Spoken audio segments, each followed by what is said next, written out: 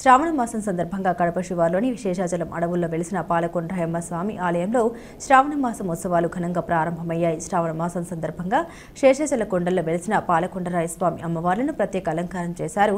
ఆలయ అర్చకులు ప్రత్యేక పూజలు నిర్వహించిన అనంతరం భక్తులకు దర్శన భాగ్యం కల్పించారు. భక్తులు స్వామివారిని దర్శించుకోవడానికి జిల్లా నలుమూలల నుండి పెద్ద సంఖ్యలో వస్తారని, అలాగే నగరంలోని భక్తుల కోసం ప్రత్యేక బస్సులు ఏర్పాటు చేశామని భక్త ప్రముఖులు తెలిపారు.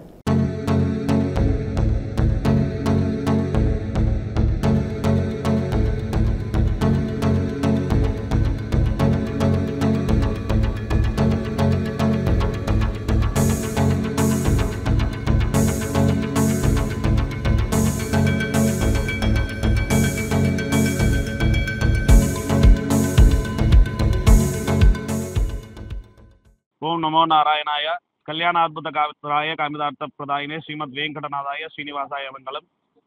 ముందుగా ఈ గుడి యొక్క శ్రీ పాలకొండ్రాయ స్వామి మరియు మహాలక్ష్మీదేవి అమ్మవార్ల ఆలయం ఇది. ఈ గుడి యొక్క ప్రత్యేకం ఏమిటనగా పూర్వకాలంలో భృగు మహర్షి అనబడేటువంటి ఋషి ఉండేవాడు. ఆయన ఒకానొక సమయంలో ఒక కార్య నిమిత్తమై ఆయన అహంకార నేత్రం అనేది ఉండేది. ఒకానొక సమయంలో ఆయన కార్య నిమిత్తమై వైకుంఠ లోకానికి వెళ్తాడు. వైకుంఠ లోకానికి వెళ్ళినప్పుడు అక్కడ స్వామివారి సైన్యంలో ఉంటాడు. ఈయన రాకని పట్టించుకోరు అన్నమాట. భృగు మహర్షికి అహంకారం ఎక్కువ కాబట్టి ఆ అహంకారంతో విష్ణుమూర్తి యొక్క వక్షస్థలం మీద తన్నుతాడు. ఇదంతా కూడా పక్కనే అమ్మవారు ఉండి చూస్తూ ఉంటుంది. విష్ణుమూర్తి ఒక వక్షస్థలం మీద తన్నగా స్వామివారి మెలకు వచ్చి లేచి చూస్తే భృగు మహర్షి అని గ్రహిస్తాడు. గ్రహించిన తర్వాత ఈయనకు అహంకార నేత్రం ఉంది, దాన్ని మనం శాంతింపజేయాలని అనేసి ఒక సంకల్పంతో స్వామివారు భృగు మహర్షి యొక్క పాద స్పర్శ చేస్తారు. ఇవన్నీ కూడా పక్కనే ఉండి అమ్మవారు చూస్తూ ఉంటుంది అన్నమాట. అమ్మవారు చూడటంతో ఆయన ఈ విష్ణుమూర్తి యొక్క తప్పు ఏమి లేకపోయినా భృగు మహర్షి వచ్చి తన్నినా కోపగించుకోకుండా ఆయన పాదాలపై పట్టుకుంటాడని అనేసి అమ్మవారు స్వామివారిని అపార్థం చేసుకునేసి వైకుంఠం వదిలి భూలోకానికి వచ్చేస్తుంది అన్నమాట. భూలోకానికి వచ్చిన తర్వాత స్వామివారు అమ్మవారిని వెతుక్కుంటా మొట్టమొదటిగా పాదం మోపిన ప్రదేశం అన్నమాట ఇది పాలకొండల్లో. దీని తర్వాత కలియుగ దైవంగా వెంకటేశ్వర స్వామిగా తిరుమలలో ఉంటారు. అమ్మవారు పద్మావతి దేవిగా కింద తిరుచానూరులో ఉంటుందన్నమాట. ఇది ఆలయం ప్రత్యేకత. ఈ ఆలయం నిర్మించిన కాలం మనం చూసుకుంటే 11వ శతాబ్దంలో మట్లీ రాజులు అనబడేటువంటి రాజులు ఉండేవాళ్ళు. ఆయన ఒకానొక సమయంలో వాళ్ళు తిరుమలకు వెళ్ళాలని సంకల్పించుకుని మార్గమధ్యంలో ఇక్కడ బస చేయడం జరిగింది. బస చేసినప్పుడు స్వామివారు వాళ్ళ స్వప్నంలో ప్రత్యక్షమయ్యి ఇక్కడ గుడి నిర్మించండి అనేసి చెప్పడం జరిగింది. దాని మేరకు ఇక్కడ గుడి నిర్మించారన్నమాట. ఓం నమో నారాయణ. ఈ శ్రావణ మాసము విష్ణుమూర్తికి అత్యంత ప్రీతికరమైన మాసం కావున ఈ శ్రావణ మాసము చాలా విశేషంగా మహోత్సవాలన్నీ కూడా జరుగుతాయి ఇక్కడ.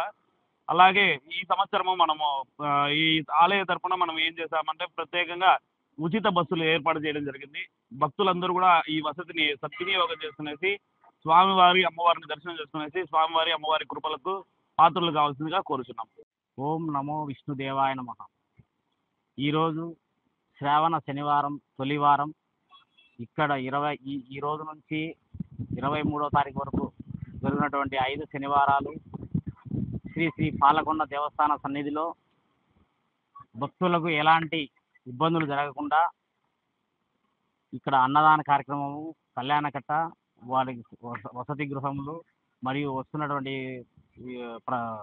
భక్తులకు లైటింగ్ కానీ అన్నీ కూడా కింద కూడా రోడ్డు కూడా అన్ని ప్రజలకు భక్తులకు ఇబ్బంది లేకుండా చేయడం జరిగింది.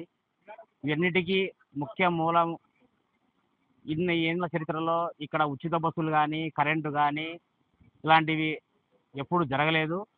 ఈసారి మన నియోజకవర్గంలో కడపై మన ఎమ్మెల్యే మాధవరెడ్డి గారు, రెడ్డిపాటి శ్రీనివాసరెడ్డి గారు ఇద్దరు మొట్టమొదటిసారి ఈ కొండకు నా ప్రమాణ స్వీకారానికి వచ్చినప్పుడు నీ హయాంలో ఇక్కడ అభివృద్ధి జరగాలని వాళ్ళు ఇచ్చినటువంటి ఆదేశాల మేరకు వాళ్ళ సహకారంతో ఇక్కడ కొన్ని కార్యక్రమాలు రోడ్డు అయితేనేమి కరెంటు కానీ ఇక్కడ కొన్ని ఫారెస్ట్ వాళ్ళతో మాట్లాడి అన్నీ చేయించి